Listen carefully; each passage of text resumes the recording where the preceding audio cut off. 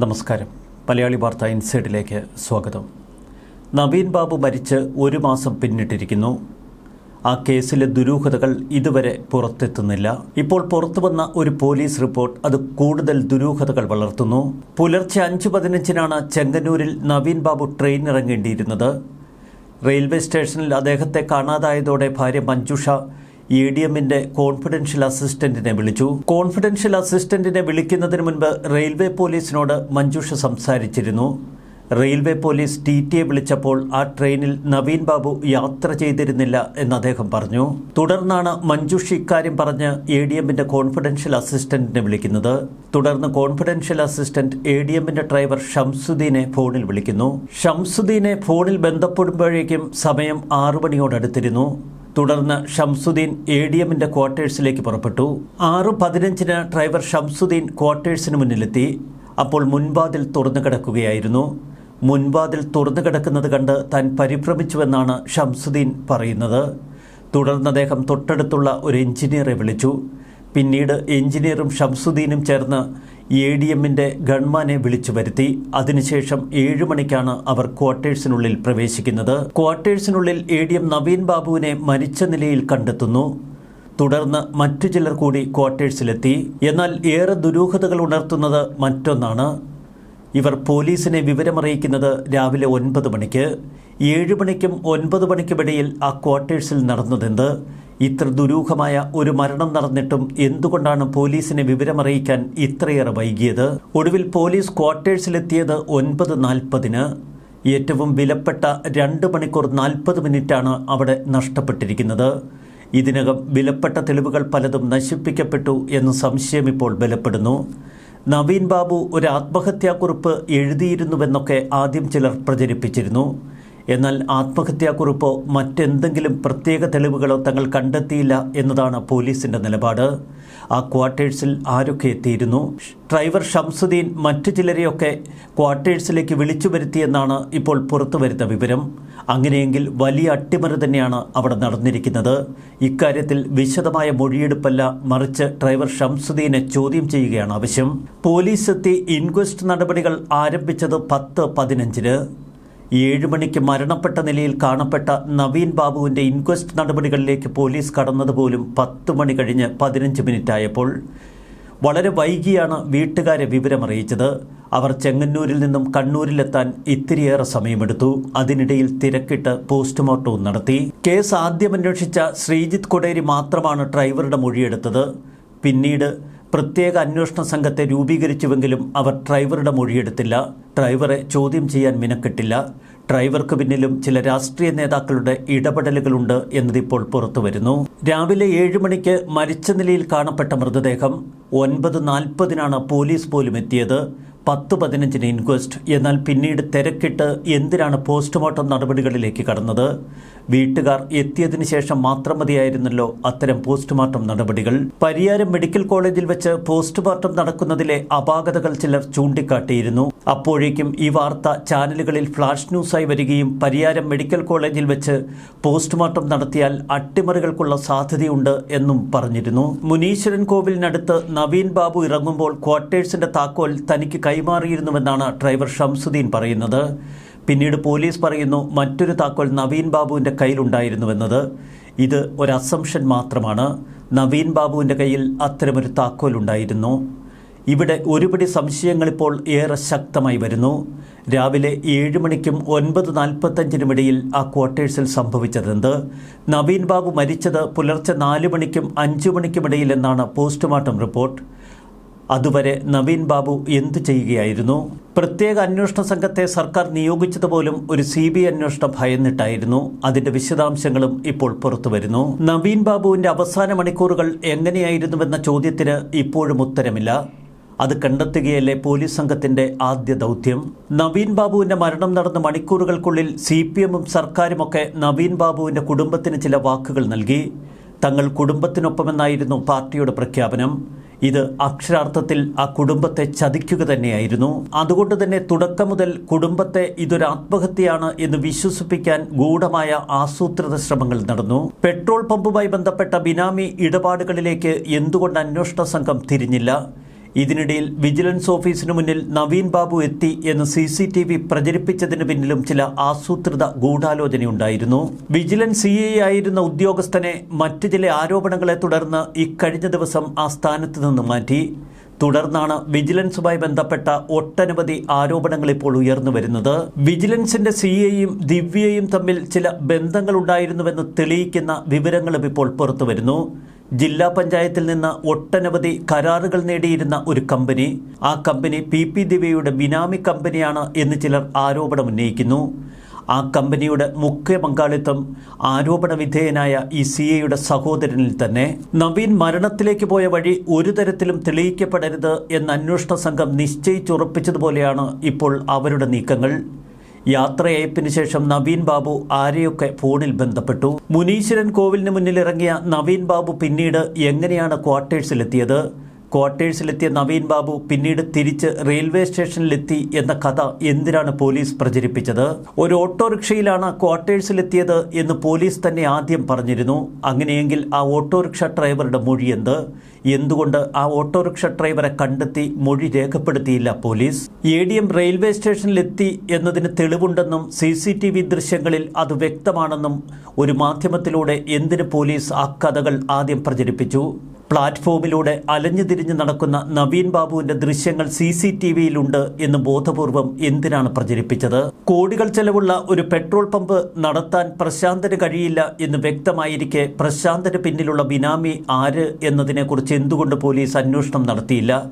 ഈ ബിനാമികൾക്ക് ഏതെങ്കിലും വിധത്തിൽ ADM നവീൻ ബാബുവിനോട് പകയുണ്ടായിരുന്നോ? കൈക്കൂലി നൽകിയെന്ന് ദിവ്യയോട് പറഞ്ഞപ്പോൾ മുഖ്യമന്ത്രിക്ക് പരാതി നൽകാൻ PP ദിവ്യ തന്നോട് പറഞ്ഞുവെന്നതാണ് പ്രശാന്തന്റെ മൊഴി. കൈക്കൂലി എന്നൊരു പരാതി ഉണ്ടായാൽ ആദ്യം സമീപിക്കേണ്ടത് വിജിലൻസിനെയല്ലേ? മുഖ്യമന്ത്രിയുടെ ഓഫീസിൽ പോലും ലഭിക്കാത്ത ഒരു പരാതിയിന്മേൽ എങ്ങനെ വിജിലൻസ് അന്വേഷണം തുടങ്ങി? വിജിലൻസിന് നേരത്തെ ഇത്തരത്തിലൊരു പരാതി ലഭിച്ചിരുന്നില്ല എന്ന് വിജിലൻസ് തന്നെ പറഞ്ഞതാണ്. അവിടെ കൂടുതൽ ദുരൂഹതകൾ വളരുന്നു. ഇലക്ട്രീഷ്യനായ പ്രശാന്തനെ രക്ഷിക്കാൻ പരിയാരം മെഡിക്കൽ കോളേജ് അധികൃതർ ശ്രമിച്ചതുകൊണ്ടല്ലേ ആരോഗ്യ സെക്രട്ടറി അടങ്ങിയ സംഘത്തെ മന്ത്രി അന്വേഷണത്തിന് നിയോഗിച്ചത്? ഈ സംശയവും ഇപ്പോൾ ശക്തമാണ്. പരിയാരം മെഡിക്കൽ കോളേജുമായി ബന്ധപ്പെട്ട ചില അട്ടിമറികളുടെയും സംശയങ്ങൾ ശക്തമാണ്. ആദ്യ ദിവസങ്ങളിൽ മിണ്ടാതിരുന്ന കളക്ടർ പിന്നീട് നവീൻ ബാബു തന്റെ അടുക്കലെത്തി തെറ്റുപറ്റി എന്ന് പറഞ്ഞുവെന്ന കളക്ടറുടെ മൊഴി. ഇത് പൂർണ്ണമായി നവീൻ ബാബുവിൻ്റെ കുടുംബം തള്ളിക്കളഞ്ഞിരുന്നു. എന്നിട്ടും ആ മൊഴിയിൽ തന്നെ കളക്ടർ തുടർന്നു. എന്തുകൊണ്ടാണ് ഇത്തരമൊരു മൊഴി കളക്ടർ നൽകിയത്? കളക്ടർക്കും നവീൻ ബാബുവിനോട് പകയുണ്ടായിരുന്നോ? അതിലപ്പുറം നവീൻ ബാബുവിൻ്റെ ശത്രുക്കളുടെ പാളയത്തിലായിരുന്നോ കണ്ണൂർ കളക്ടർ?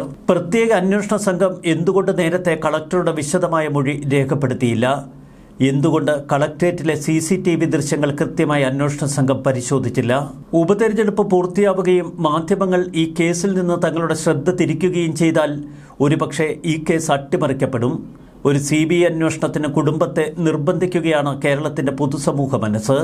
നവീൻ ബാബു ആത്മഹത്യ ചെയ്തതാണ് എന്ന് സ്ഥിരീകരിച്ചുകൊണ്ടുള്ള അന്വേഷണമാണ് തുടക്കം മുതൽ പോലീസ് നടത്തിയത്. നവീൻ ബാബുവിന്റെ ദുരൂഹ മരണത്തിന് തൊട്ടുപിന്നാലെ ഇതൊരു കൊലപാതകമായിരിക്കാം എന്ന സംശയം കേരള സമൂഹ മനസ്സാക്ഷിയുടെ മുന്നിൽ ആദ്യം ഉന്നയിച്ചത് മലയാളി വാർത്തയാണ്. ഞങ്ങളെന്ന് അക്കമിട്ട് നിരത്തിയിരുന്നു ഞങ്ങളുടെ സംശയങ്ങൾ.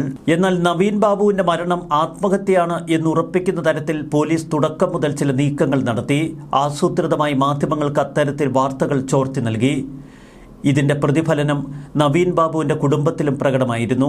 പാർട്ടിയും സർക്കാരുമൊക്കെ നവീൻ ബാബുവിൻ്റേത് ഒരു ആത്മഹത്യയെന്ന് അദ്ദേഹത്തിന്റെ കുടുംബത്തെ വിശ്വസിപ്പിക്കാൻ പോലും ശ്രമിച്ചു. പോലീസ് അന്വേഷണം എങ്ങുമെത്താതെ ഇഴഞ്ഞു നീങ്ങുന്ന അവസ്ഥ. 30 ദിവസമായിട്ടും എങ്ങനെയാണ് നവീൻ ബാബു മരണപ്പെട്ടത് എന്നതിനെക്കുറിച്ചൊരു വിശദമായ റിപ്പോർട്ട് പോലും തയ്യാറാക്കാൻ കേരള പോലീസിന് കഴിയുന്നില്ല. ഇത് സംബന്ധിച്ച് ഒരുവിധ വാർത്താ സമ്മേളനങ്ങളും വിളിക്കാൻ പോലീസ് സംഘത്തിന് ധൈര്യമില്ല. തിരക്കിട്ട് PP ദിവ്യയെ പോലീസിന് മുന്നിൽ ഹാജരാക്കിയതും ജയിലിൽ അയച്ചതുമൊക്കെ ആസൂത്രിത ഗൂഢാലോചനയായിരുന്നു. നവീൻ ബാബുവിൻ്റേത് ഒരു ആത്മഹത്യയെന്നുറപ്പിച്ച് PP ദിവ്യയ്ക്ക് ആത്മഹത്യാ പ്രേരണ കുറ്റം മാത്രം ചുമത്തി അതിലപ്പുറം കൊലപാതക കുറ്റത്തിൽ നിന്ന് രക്ഷപ്പെടുത്തുകയായിരുന്നു ചിലരുടെ ലക്ഷ്യം. കൃത്യമായ ഒരു ആത്മഹത്യാ തിയറി വികസിപ്പിച്ചെടുത്തുകൊണ്ട് തന്നെയാണ് PP ദിവ്യയെ അറസ്റ്റ് ചെയ്തത്. PP ദിവ്യയ്ക്ക് ജാമ്യം ലഭിച്ചതും നവീൻ ബാബുവിന്റെ ആത്മഹത്യാ തിയറി കോടതിയെ ബോധ്യപ്പെടുത്തിക്കൊണ്ടാണ്. അതുകൊണ്ട് തന്നെ കേസ് അട്ടിമറിക്കപ്പെട്ടു എന്ന് കേരളത്തിന്റെ പൊതുസമൂഹം ഇപ്പോൾ കരുതുന്നു. ഒരു CBI അന്വേഷണം മാത്രമാണ് ഈ കേസിൽ ഒരു പോംവഴിയെന്ന് കുടുംബത്തെ ബോധ്യപ്പെടുത്താനാണ് കേരളത്തിന്റെ പൊതുസമൂഹം ശ്രമിക്കുന്നത്. കുടുംബം ഹൈക്കോടതിയെ സമീപിച്ചിരിക്കുന്നു.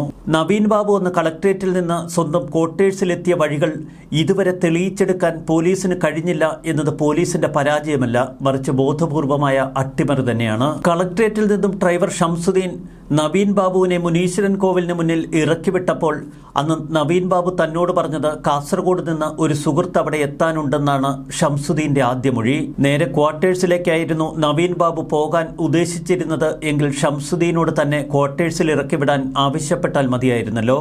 ഒരു സുഹൃത്തിനെ കാണാനുണ്ട് എന്ന് പറഞ്ഞ് എന്തിനാണ് മുനീശ്വരൻ കോവിലിന് മുന്നിൽ നവീൻ ബാബു ഇറങ്ങിയത്? ആത്മഹത്യ ചെയ്യാൻ വേണ്ടി ആരുമറിയാതെ നവീൻ ബാബു ക്വാർട്ടേഴ്സിലേക്ക് പുറപ്പെട്ടു എന്ന് തിയറി വിശ്വസിക്കുക പ്രയാസം. ഇവിടെ മറ്റു ചില സംശയങ്ങൾ കൂടി കണ്ണൂരിൽ നിന്ന് റിപ്പോർട്ടുകളായി എത്തുന്നു. കണ്ണൂരിലെ വിജിലൻസ് CI വിനു മോഹൻ നേരത്തെ കണ്ണൂർ ടൗൺ പോലീസ് സ്റ്റേഷനിലെ CI ആയിരുന്നു.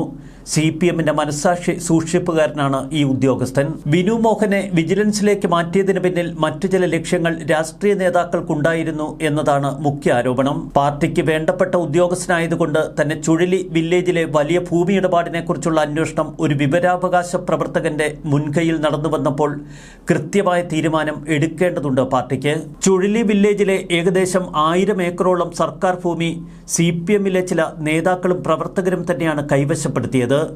ഇതിനെതിരെ കൃത്യമായ തെളിവുകൾ ADM നവീൻ ബാബുവിന്റെ പക്കൽ എത്തിയിരുന്നു. CPM ഭൂമാഫിയയുമായി ബന്ധപ്പെട്ട ഈ ഫയലുകൾ നവീൻ ബാബു വിജിലൻസിനെ ഏൽപ്പിക്കാൻ തയ്യാറെടുത്തിരുന്നുവോ? നവീൻ ബാബുവിന്റെ യാത്രയയപ്പ് ചടങ്ങിൽ 2 ദിവസത്തിനകം നവീൻ ബാബുവിനെ കാണിച്ചു തരാമെന്നാണ് PP ദിവ്യ ഭയപ്പെടുത്തിയത്. ഒപ്പം സിവിൽ ഡെത്ത് എന്ന വാക്കും അവർ ഉപയോഗിച്ചിരുന്നു.